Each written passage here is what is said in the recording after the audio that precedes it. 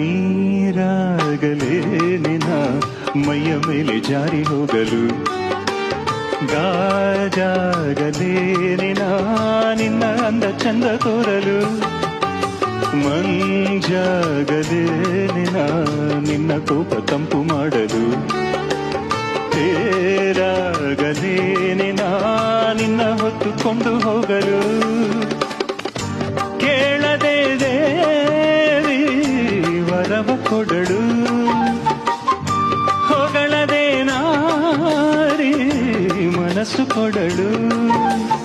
ಓ ಕನಕಾಂಬರಿ ನೀನು ಬಾರದೆ ಪೂಜೆಗೆ ಹೂವಿಲ್ಲ